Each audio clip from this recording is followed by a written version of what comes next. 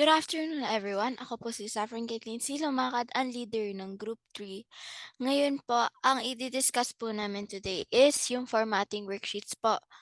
Ngayon po, what is formatting exactly? Ang formatting po is yung nag-a-allow sa user po kung paano mag-draw ng focus sa mga important data at para po i-present siya ng mas visually appearing form. Ngayon po, 'di ba po sa Word meron rin pong home tab? Actually po sa lahat po ng Microsoft na app is meron po silang home tab na tinatawag. Ngayon po, palagi po natin tatandaan na sa home tab ay may 8 groups po ito.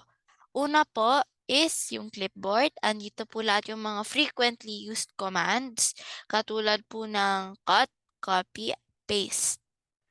Ngayon po, the next group naman po is yung pang-font po. Ito po yung pang personalize or pang-customize ng fonts po. Andito po lahat ng mga commands. Bold, italic, underline, tapos font styles, tapos font size po. Next naman po is yung alignment tab.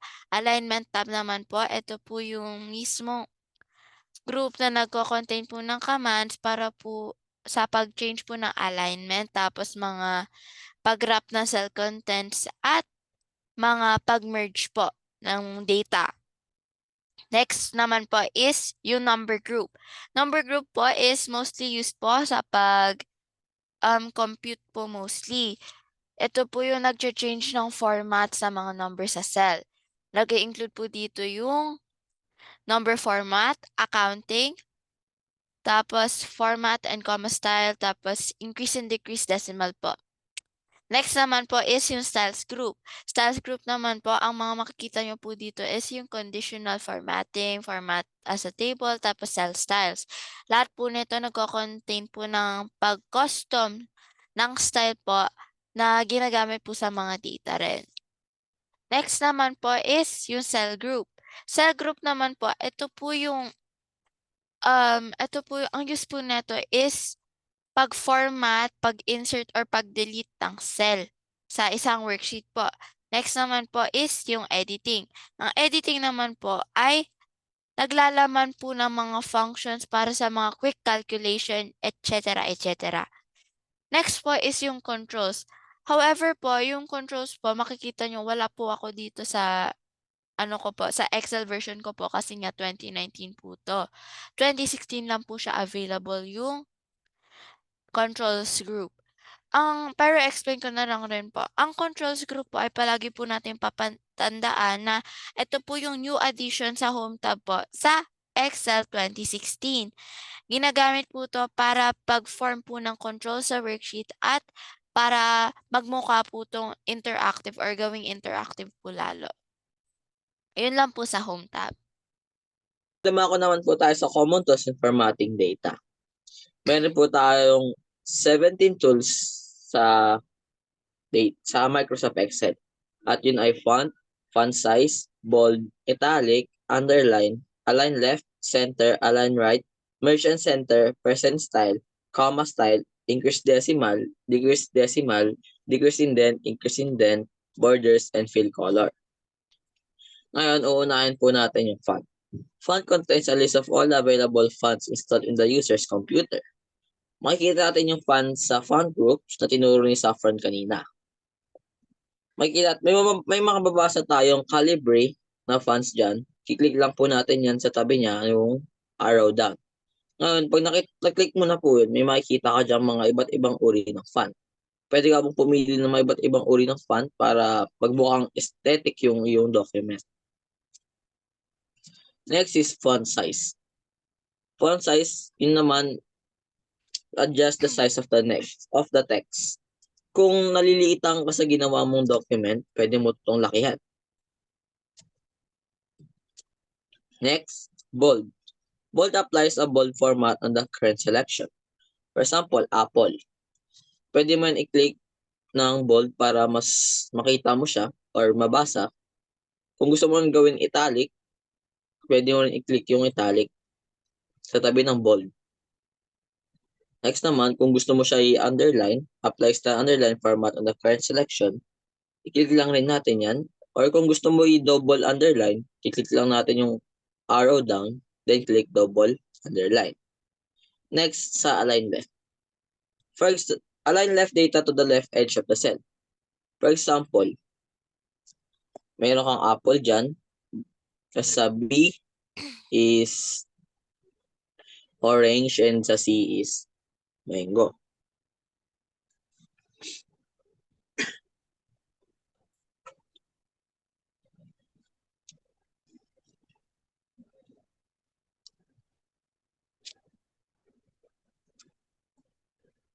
Then there you go.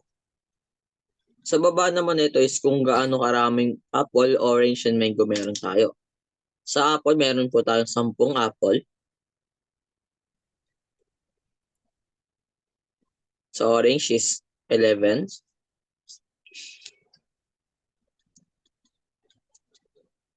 Then sa mango is 9 lang.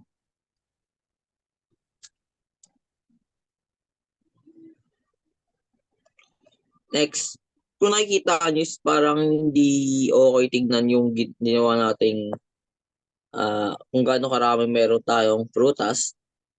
I-click lang po natin yung tatlong yun, i-highlight. Ay, highlight ba? Basta di ko alam. Then pupunta po tayo sa alignment group. Click lang po natin yung align left. Then there you go. Next naman, kung gusto mo siya sa gitna ilagay, sa tabi lang ng align left, is click mo lang yung center. Then kung gusto mo siya ilagay sa right, ganun lang rin. Click mo lang yung right. And there you have it. Next, for example, next is merge and center. Merge and center is combine two or more adjacent cells to create a single cells. For example, gumawa tayo ng isang title ng document na nakalagay is monthly salary.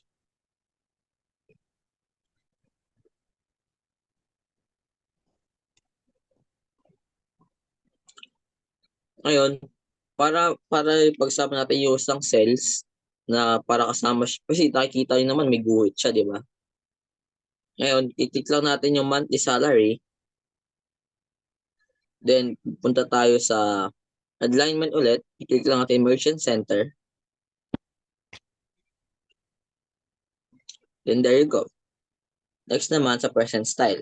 Display the numbers in the present stage. For example, 0.1.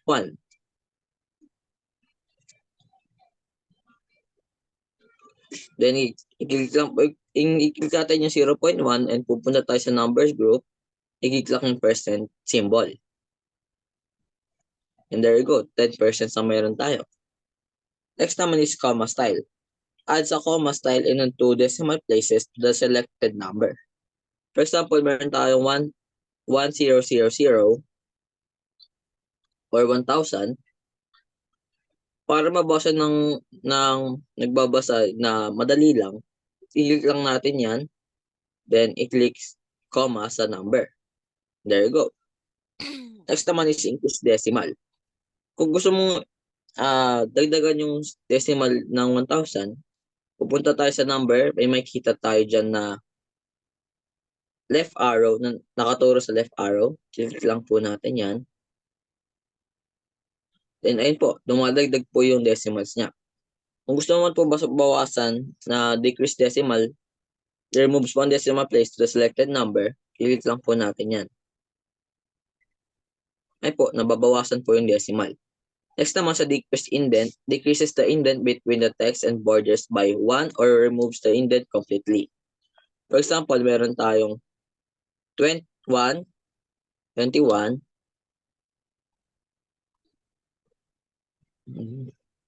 sa baba nun is 22, and 23. Kung gusto mo siya i-move ng parang kunwari i-space mo siya, para mapadali lang ng isang gawin lang. Ay, tawag ba doon? Tama ba yun? Basta yun. I-click lang po natin yan lahat and i-click lang po yung decrease indent sa alignment. Ay, increase indent pala. Pasensya na po.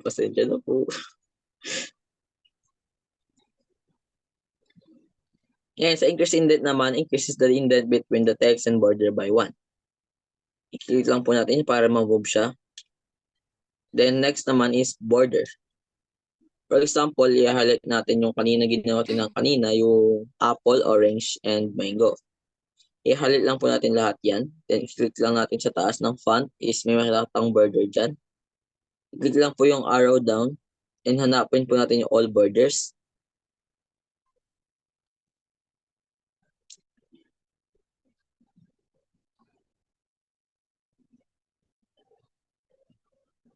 Lo, ayun na. There you have it. And sa susunod naman, next is fill. Fill color applies the color to the background of the current selection. Kung gusto po lagyan ng colors yung ginawa ninyo, click lang po natin and click lang yung i-right click. Then makikita ko po diyan parang bakit yan natapon. Click lang po natin yan. There you go. Kung gusto po lagyan ng iba't ibang color, may makikita ko po sa tabi niya. Click lang po yun, tapos may makikita ko iba't ibang uri ng color. Click lang po kung gusto nyo kung kahit anong color na piliin ninyo. Okay po. So, sa Excel po, alam niyo naman po na ang Excel po is mostly ginagamit po 'to sa mga numbers, sa mga charts at data.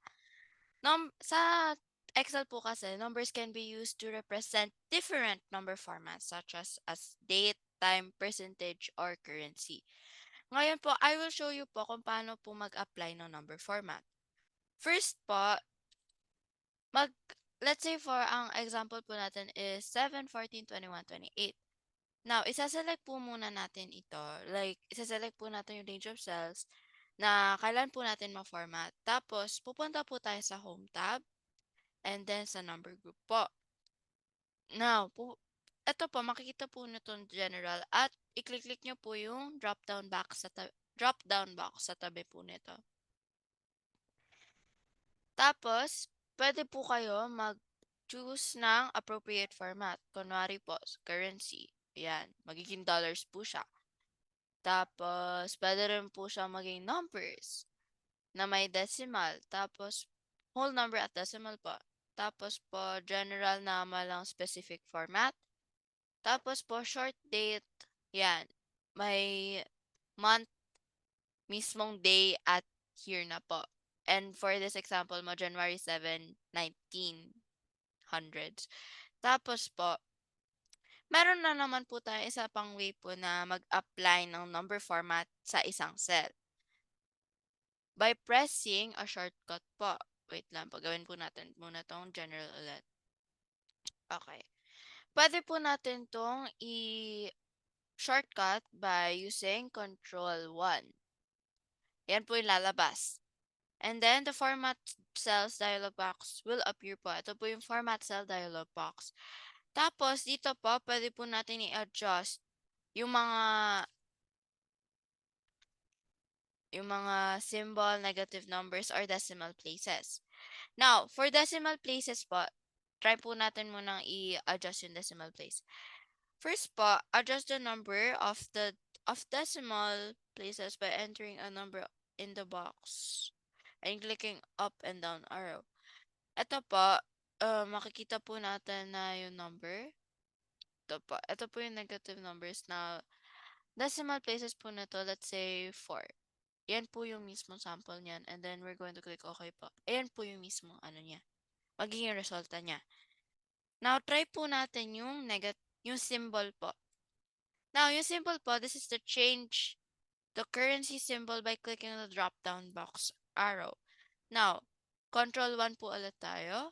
And then, the format cell dialog box will appear. And then, pupunta po tayo sa currency. Now, let's say po gusto ko ng wait lang po, hanapin natin. Sabihin natin yen. Sa Japan po to.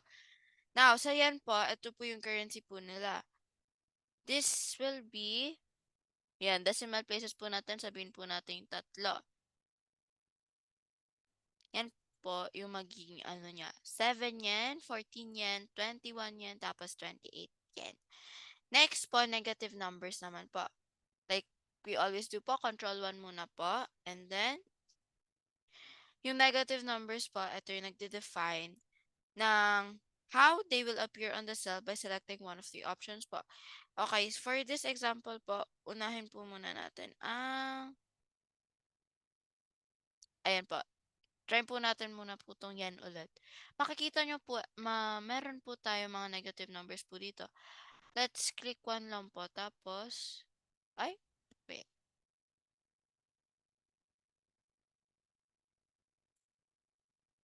Click po natin yan.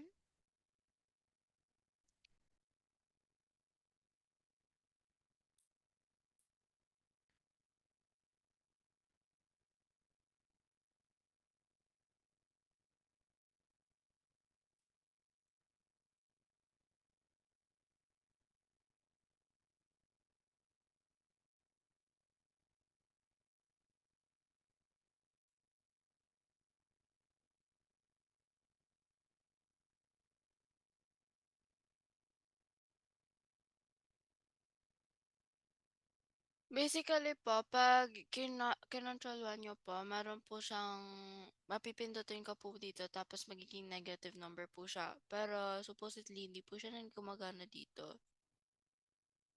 Pero ang tatandaan po niyo lang na 'pag klinik niyo po yung negative numbers po dito, meron po siyang lalabas po talagang resulta na negative number rin. Okay po.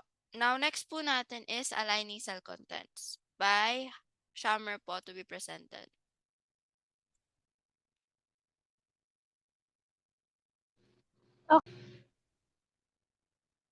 Okay, so ngayon nasa aligning cell contents na po tayo. So, ayan po, dyan po sa may home tab, sa may merge and center, may makikita po kayo dyang mga, yan pong anim na yan sa tab po ng AB.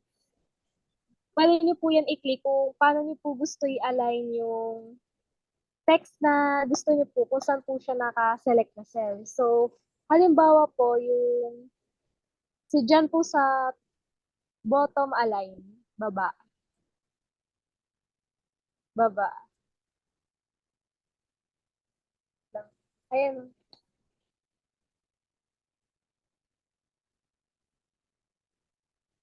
Wait lang. Ayan. Tapos pag gusto niyo naman po sa taas, i-click niyo naman po yung top align. Ayan. Tapos pag gusto niyo naman sa gitna, yung middle. Ayan. Ganun lang. Okay na. Ngayon, dumako naman tayo sa wrapping text in a cell. Wrapping text in Excel display long lines of text within a cells without affecting the cell's width. So, paano yan? First, pupunta tayo sa A1, maglalagay tayo ng, for example, account name.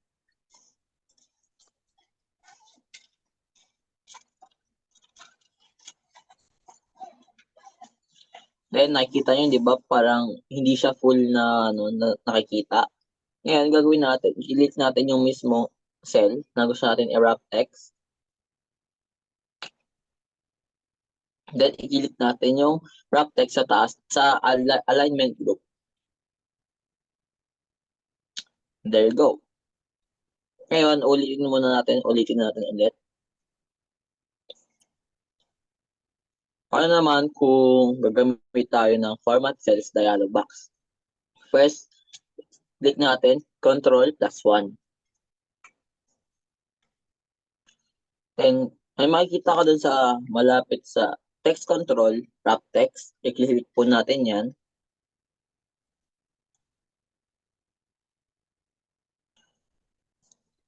Then, click mo po yung OK.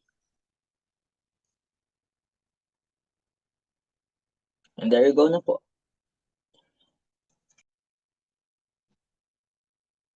Okay, so proceed naman po tayo ngayon sa merging cells. So dito po sa merging cells, dito po natin i-combine po yung mga cells para maging iisa na lang po sila. So ganito po kung paano siya gawin. First, ilagay po muna natin dyan sa may A1, monthly inventory.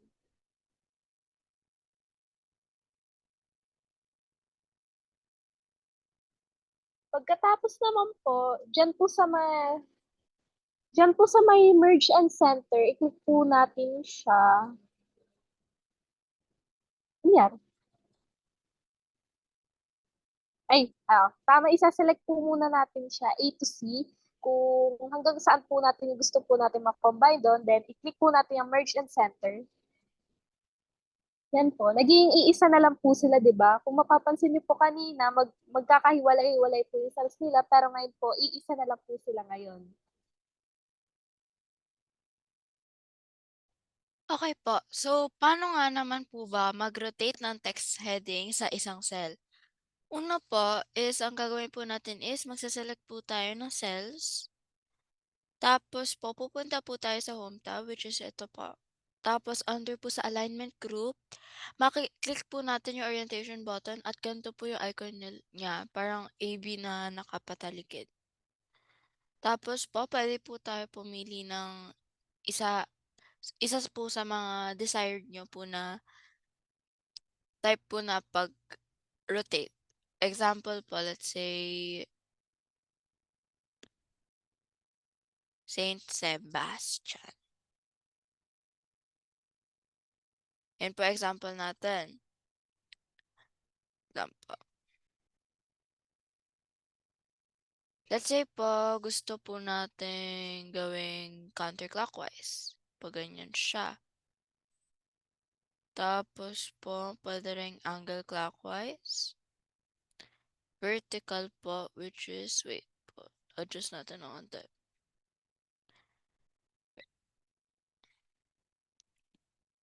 Pwede rin pong rotate text up, tas rotate text down po. Pero what if gusto po naman natin gamitin yung format cells dialog box? Paano po natin yun marorotate using format cell? Well, una po is gagawin po natin, for example is, sabihin po natin, quiz 1.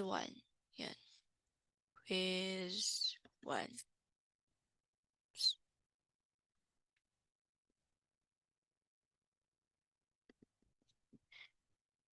Una pong gagawin natin is, ulitin lang po natin yung pag-select. Katulad lang po ng ginawa natin sa isa pang option. Select po muna natin. Tapos po, syempre palagi po ang shortcut key ng papunta po sa format cell dialog box is Control 1. So, yan po gagawin natin, Control 1. Yan po yung lalabas nun.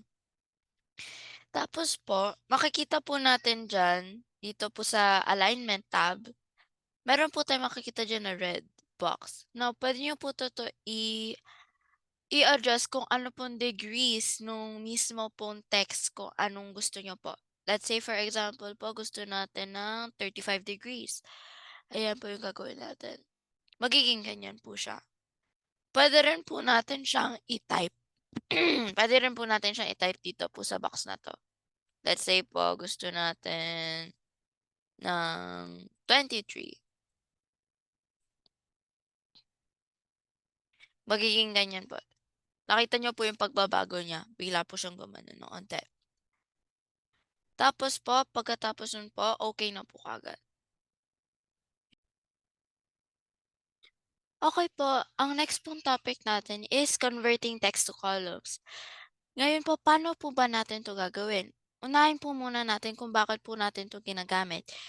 Ang converting text to columns po kasi, useful po talaga to sa Excel dahil po ginagamit po nila to pang separate ng data para iba't iba pong columns. Now, ang gagawin po natin, paano nga po ba natin to gagawin? Now, meron po ako dito mga examples po. Ito po yung names ng rap line sa BTS. Pero ang gusto ko pong paghiwalayan yung first name nila at last name. Ngayon po, ang gagawin po natin is, paano nga po ba yun? Una pong gagawin natin is, first isa-select po natin itong mga to. Tapos po, ang gagawin is, yung data po pupunta po tayo sa data tab and then may makikita po kayong text to columns po under the data tools group. I-click-click lang po natin yun, tapos may lalabas pong ganito. Una po natin sisiguraduhin is that palagi po dapat naka-check po yung delimited option. Pag naka-check na po yun, pwede na po tayo mag-next. Tapos po, dapat rin pong palaging naka-check yung space na option po under the delimiters group po. Tas next po is dapat po rin naka-check yung text option po sa column data format. Ngayon po, what if gusto ko pong ibahin po yung destination? Ganito lang po yun. Makikita nyo po itong destination option, tapos po meron pong button dito na parang pang-upload po. I-click lang po natin yun. Tapos po, ang gagawin natin is, nakikita nyo po yan, parang naka-highlight po siya.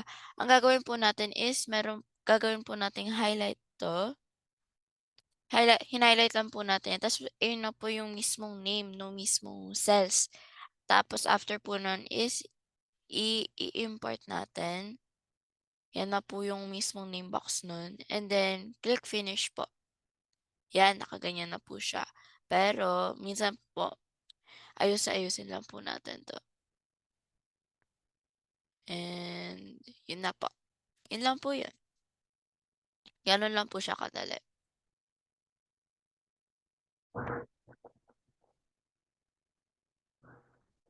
Dito naman po sa pag-change po ng font and font size po na isang text po dun sa Excel, unang-una po, i-highlight po natin yung cells na gusto po natin ma-format.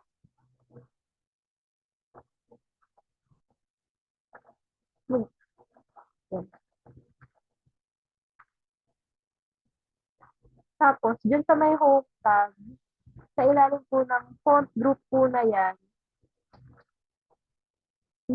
mag-choose po tayo kung anong klaseng font yung gusto po natin ipalit sa kanya.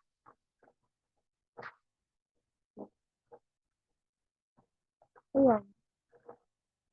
Medyo naging stick yung number 1 na number dyan. Nung pinalitan natin yung font niya. Yan, okay na. Pwede nyo din yan gawin sa kahit anong text or number. Ayun. Resizing the cell button, saka sa paggamit din po ng mouse. Number 1, i-position po natin yung mouse pointer on the right border of a column or the lower border of a row. Petsan lang po din sa dalawa na yan. Tapos pagkatapos naman po, i-click and drag naman po natin yung mouse para po mag-increase or decrease po yung height tsaka width niya.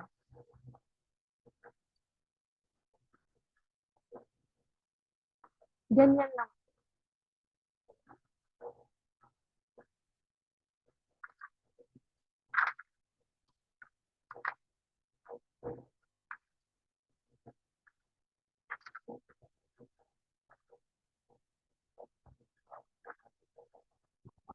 Yun na naman siya. Format button ante. Saan na? Pero format button ba kasi yan? Bin, yung ginawa natin kanina.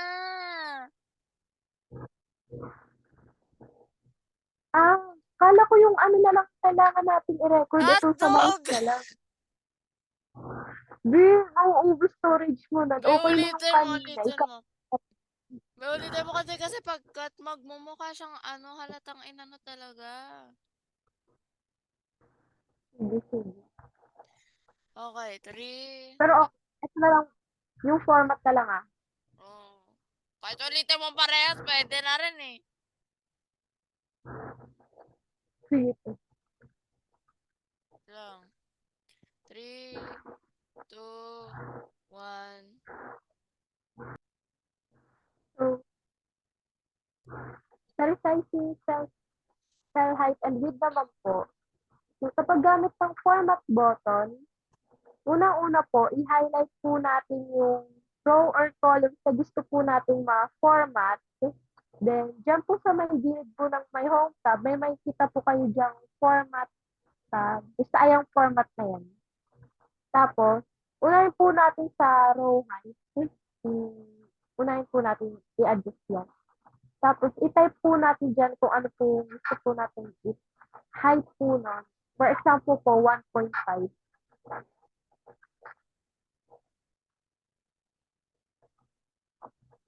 Ayan.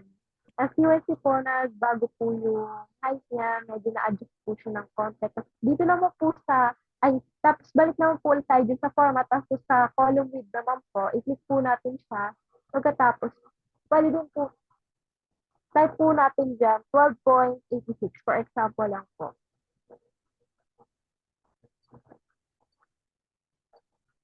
And as you can see po, mas lalo pong nag-adjust po yung space niya, mas lalo pong lumawak dyan.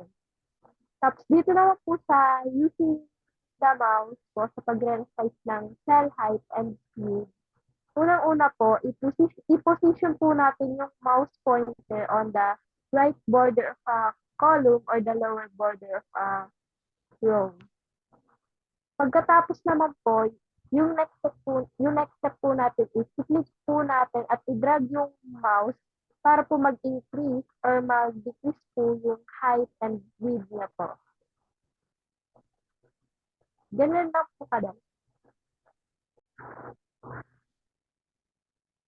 So, adding and removing borders.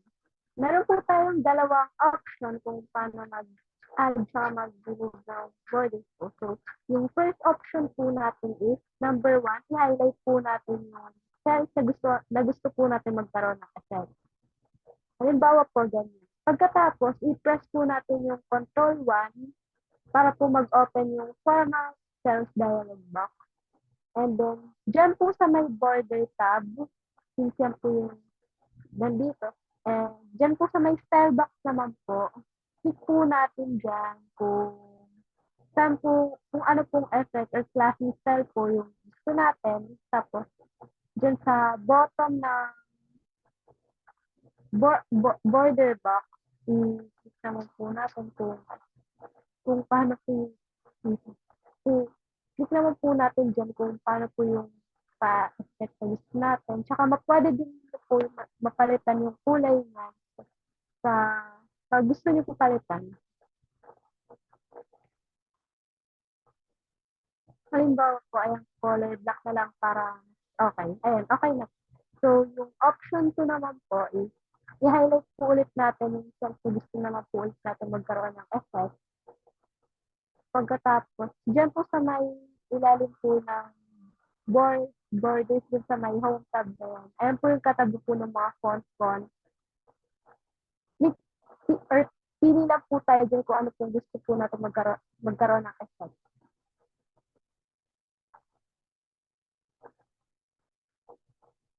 Ayun, okay. Ayun lang po siya. Okay na po. Ganyan lang po kung paano po mag-add ng border.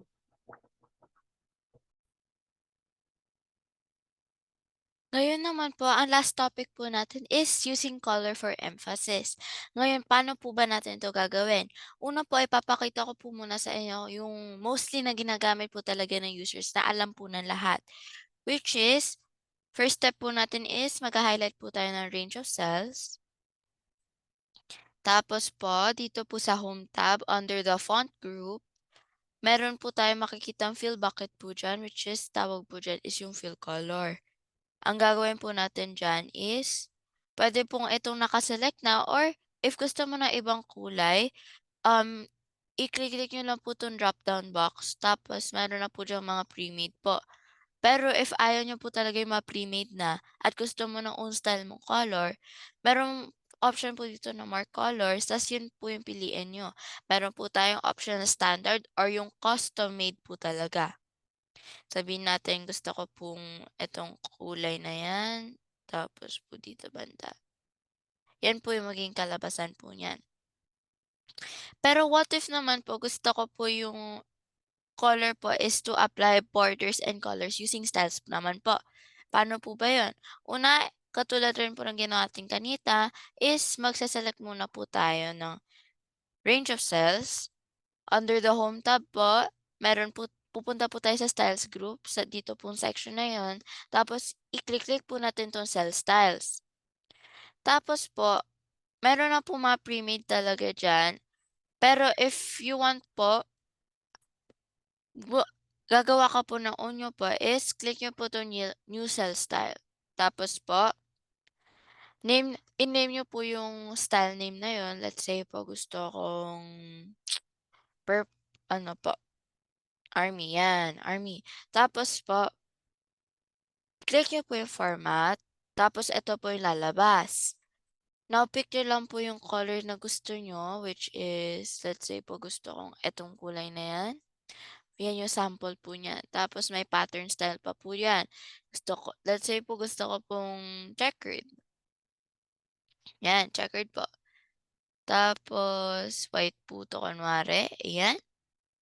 Tapos, if okay na po yan sa inyo, sa akin po okay na yan eh. Pero, syempre, example lang po yan. So, pag okay na po yan, para sa inyo, click nyo na po kagad yung okay. Tapos, pumadedirect po ulit kayo dito. Pwede nyo rin, tapos po, after po nung option na yun is, sa yung mga pwede po kayo mag-unbox dito po sa mga iba po dito for your desired content po. Tapos click okay na po kaagad. Pagkatapos niyo po yung ginawa, click niyo po ulit yung sell styles tapos lalabas na po yan. Yan na po yung ginawa natin kanina. Ganun lang po yung kadali. Yun lang po yung using color for emphasis.